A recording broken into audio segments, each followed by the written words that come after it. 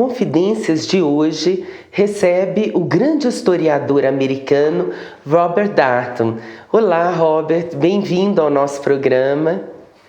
Thank you. I'm delighted to be here. Robert Darnton é um dos mais importantes historiadores da história do livro do mundo, especialista na Revolução Francesa e na história do Iluminismo.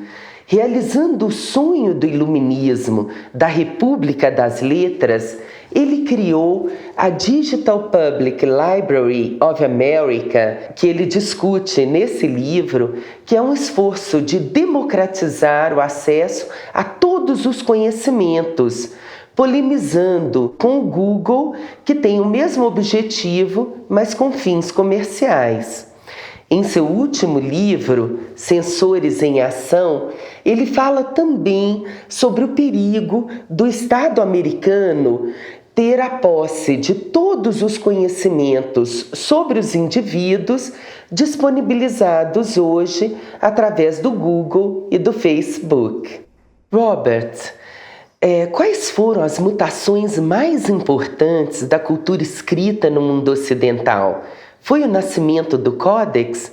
Foi a invenção da imprensa? As mutações nas práticas de leitura? A alfabetização universal? O que você pensa? Well, we all have the feeling today that we are living through a spectacular revolution in communication. You feel it in your daily life. Everyone uses new devices. But if you look at the history of technology, you have a very distant picture of how human beings have communicated. What was the most important invention? I would say 4,000 years before the birth of Christ was the invention of writing. The most wonderful and important invention ever. And then 1,000 years before the birth of Christ, the invention of writing with an alphabet. So alphabetical writing was a great leap forward. Around the time of Christ, we have the invention of the Codex. So now you read a book with pages and you can turn the pages, orient yourself while reading. It's a very different experience from reading the so-called volumen, a book that you have to unroll to read. So another technical great leap forward.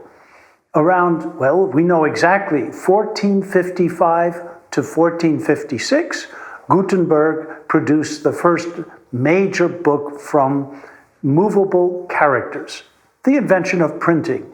And of course, it transformed the communication that it really made powerful the Reformation and spread learning in a spectacular way. But then, technologically, things hardly changed until the 19th century. With the invention of steam printing, so printing with a mechanical power, and modern paper made from wood instead of from rags, the growth of a large reading public, so you developed a mass culture, and that was quite different from the elite culture that profited from printing. So the changes are coming faster, and then they come very fast. In 1974, the invention of the internet. In 1991, the invention of the World Wide Web. In the 1990s, we have search engines invented.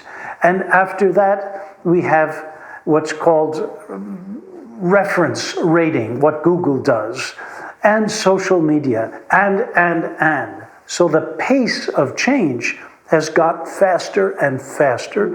And today we are living in a world where change is normal. That's very different. What was the most important? Well, we have to measure continuity and ruptures in the past. I think that today is one of the most exciting and dramatic changes in the way human beings communicate. Então, esses conhecimentos, você acha que ainda são úteis para entender melhor as transformações do nosso presente? A gente deve enfatizar mais as continuidades fundamentais ou as rupturas radicais, como você acabou de dizer? Yes. Well, one thing we have learned in this rather new discipline, which we call history of the book, it's really history of communication in general. That thing is that one medium does not eliminate another. So you have continuity at the same time as change. And the obvious examples are newspapers continued after the radio is invented. The radio continues after television. Television continues after the internet. Mm-hmm. People ask me every day, isn't the book dead? And it's absurd. The book is not dead. The book is doing better than ever. In the United States, we have more books printed in print than ever before, more than 300,000 new titles each year. So while the internet is being used by everyone on their hand devices, they are also reading books. I think it's a fundamental mistake to say that the digital and the analog are opposed. No, they are complementary. And so the change, I believe, is a change in which the digital world has not eliminated printed books, but the whole landscape has changed. And reading has become more varied, more rich, more interesting, and more democratic. We have more readers than ever. Robert, eu queria saber de você quais são, então, as tarefas e responsabilidades dos pesquisadores, bibliotecas, políticas, leitores, nesse mundo em mutação, nessa nossa era da internet. Well, my responsibility personally was as the head of the Harvard University Library, the largest university library in the world, 20 million volumes. But that library was available only to a small elite, the faculty and students of Harvard.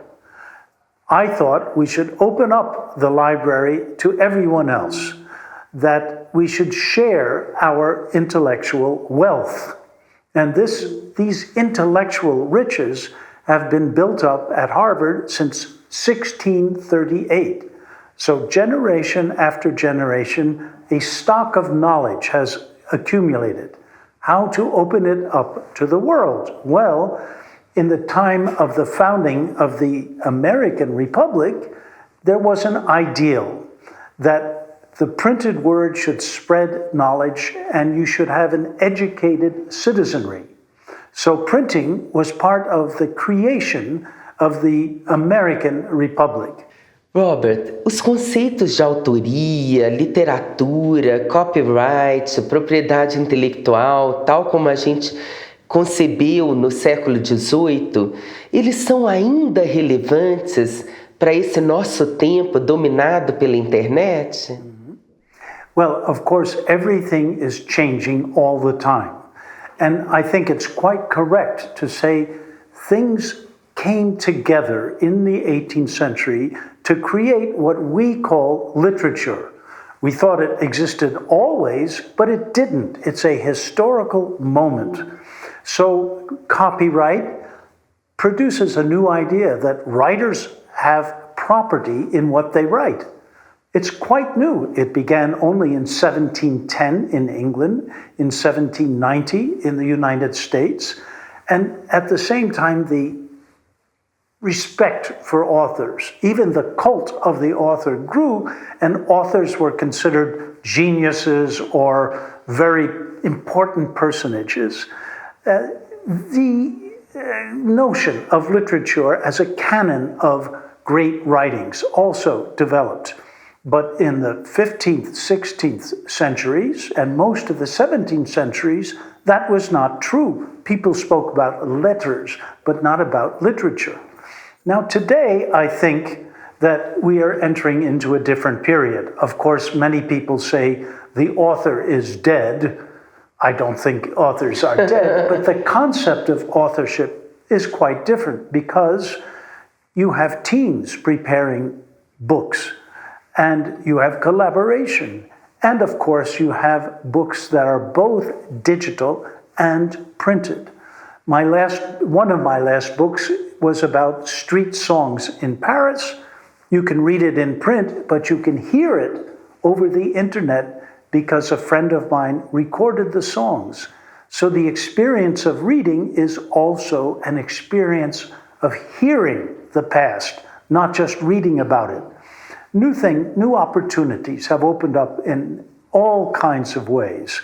Where is it headed? We don't know. But I think that these 19th century romantic ideals of the author as some kind of conquering genius, those days are over. Bem, Robert, nós chegamos ao final do nosso programa. Muito obrigada pela sua presença aqui. Well, I would like to thank you. It's a wonderful opportunity to be in Brazil, a country I love, and to talk to the Brazilians. So thank you.